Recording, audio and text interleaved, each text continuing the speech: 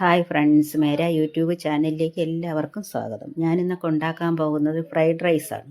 അപ്പോൾ അതിലേക്ക് ഒരു വലിയ ക്യാരറ്റ് നീളത്തിന് ചെറിയ പീസാക്കി അരിഞ്ഞ്, ഒരു ക്യാപ്സിക്കത്തിൻ്റെ പകുതി ചെറുതായിട്ട് അരിഞ്ഞ്, ഒരു 5 ബീൻസ് അതും ചെറുതായിട്ട് അരിഞ്ഞ്, എല്ലാം നല്ല ചെറുതായിട്ട് അരിഞ്ഞ് അതെല്ലാം മാറ്റി വെച്ചതിന് ശേഷം ഞാൻ പിന്നെ ഇത് ചോറ് വേവിച്ച് വെച്ചേക്കാണ്. അപ്പോൾ ഒരു 1.5 ഗ്ലാസ് അരി തികച്ച് വരില്ലായിരുന്നു. അപ്പോൾ 2 പേർക്കുള്ള ചോറ് മതി വീട്ടിൽ, എല്ലാവരും കഴിക്കൂല, അതുകൊണ്ട് 2 പേർക്കുള്ളത് മതി. അപ്പോൾ ഒരു 1.5 ഗ്ലാസ് അരി തികച്ച് വരില്ല, അത് വേവിച്ച് മാറ്റി വെച്ചേക്കാണ്. ഉള്ളി വറുത്ത് മാറ്റി, അണ്ടിപ്പരിപ്പ് മുന്തിരി വറുത്ത് മാറ്റി വെച്ചിട്ടുണ്ട്. അപ്പം നെയ്യുണ്ട്, സോയാ സോസുണ്ട്, പിന്നെ ഉള്ളത് ടൊമാറ്റോ സോസുണ്ട്. അപ്പം ചോറിന് അരി ഞാൻ വേവിച്ച് വെച്ചേക്കുന്നതെന്ന് പറഞ്ഞാൽ പട്ടയും ഗ്രാമ്പും ഇട്ട് 1 സ്പൂൺ നാരങ്ങ നീര് ഒഴിച്ച് ഉപ്പ് ഒഴിച്ച് വേവിച്ച് ഊറ്റി മാറ്റി വെച്ചേക്കുകയാണ്. ഇനി ഞാൻ പാത്രം അടുപ്പിൽ വെച്ച് 2 സ്പൂൺ നെയ്യ് ഒഴിച്ച്, നെയ്യ് കൂട്ടി എത്ര വേണമെങ്കിലും, നിങ്ങൾക്ക് നെയ്യ് കൂടുതൽ വേണമെങ്കിൽ അങ്ങനെ ഒഴിക്കാം. അപ്പം എനിക്ക് 2 സ്പൂൺ നെയ്യാണ് ഒഴിച്ചത്.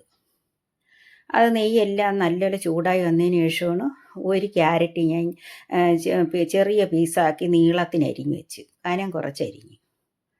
പിന്നെ ഒരു ക്യാപ്സിക്കത്തിൻ്റെ പകുതി അതും ചെറിയ പീസാക്കി, ഒരു 5 ബീൻസും അരിഞ്ഞിട്ടുണ്ട്.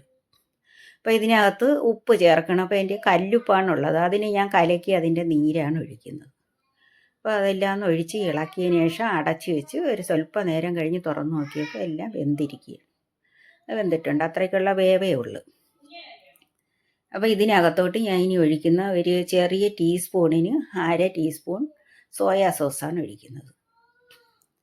ഇനി ആ ടീസ്പൂണിന് തന്നെ 2 സ്പൂണോളം ഞാൻ ടൊമാറ്റോ സോസ് ഒഴിക്കും.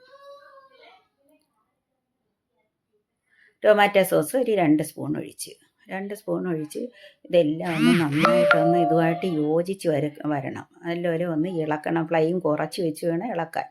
ഇളക്കിയതിന് ശേഷം എല്ലാം യോജിപ്പിച്ചതിന് ശേഷമാണ് ഞാൻ ഈ ഊറ്റി മാറ്റി വെച്ചേക്കുന്ന ചോറ്, അരി വേവിച്ച് അതിന് ചോറ് ഊറ്റി കറക്റ്റ് വേവാക്കി മാറ്റി വെച്ചിട്ടുണ്ട്.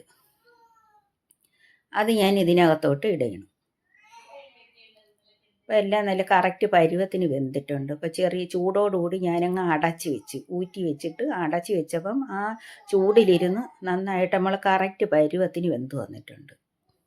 അപ്പോൾ ഇതെല്ലാം ഇതിനകത്ത് ഇട്ടതിന് ശേഷം ഉപ്പ് ചോറിനകത്ത് ഇട്ടാണ് വേവിച്ചത്. അപ്പോൾ ഇനി ഉപ്പ് വേണ്ടി വരത്തില്ല. മറ്റേ പച്ചക്കറിയിൽ ഞാൻ ഉപ്പിട്ടാണ് വേവിച്ചത്. അപ്പോൾ ഇനി നോക്കിയിട്ട്, സോയാ സോസൊക്കെ ഒഴിച്ചത് കൊണ്ട് നോക്കിയിട്ട് മാത്രമേ ഉപ്പിടാവൂ. അപ്പോൾ കറക്റ്റ് എനിക്ക് ഉപ്പുണ്ട്. നല്ലപോലെ ഇളക്കുമ്പോൾ സൂക്ഷിച്ചിളക്കണം. ചോറ് കുഴഞ്ഞ് വെന്ത് പോവാതെ നല്ലപോലെ ബലം കൊടുത്ത് ഇളക്കാതെ ചെറിയ ഒരു ഇളക്കി യോജിപ്പിക്കത്തക്ക രീതി മാത്രമേ ഇളക്കാവൂ. ഇതിനകത്തോട്ട് ഉള്ളി വറുത്തതിട്ട്, അണ്ടിപ്പരിപ്പ് മുന്തിരിങ്ങയും വറുത്തതിട്ടതിന് ശേഷം ഇനി ഞാൻ മല്ലിയിലയാണ് ഇടുന്നത്. മല്ലിയിലയുടെ കുഞ്ഞുങ്ങൾക്കൊക്കെ ഇത് പെട്ടെന്ന് നമുക്ക് ഉണ്ടാക്കി സ്കൂളിലൊക്കെ കൊടുത്തു വിടാം. ഏറ്റവും നല്ലതാണ്, പച്ചക്കറി എല്ലാം ചേർന്നിട്ടുണ്ട്. അപ്പോൾ എല്ലാവരും ഇത് ഉണ്ടാക്കി നോക്കി എൻ്റെ ചാനൽ സബ്സ്ക്രൈബ് ചെയ്യണം. എല്ലാവരും ഇത് കാണുകയും എൻ്റെ ചാനൽ കാണുകയും ഇത് ഉണ്ടാക്കി നോക്കുകയും ചെയ്യണം. ലൈക്ക് ചെയ്യണം, സബ്സ്ക്രൈബ് ചെയ്യണം, ഷെയർ ചെയ്യണം.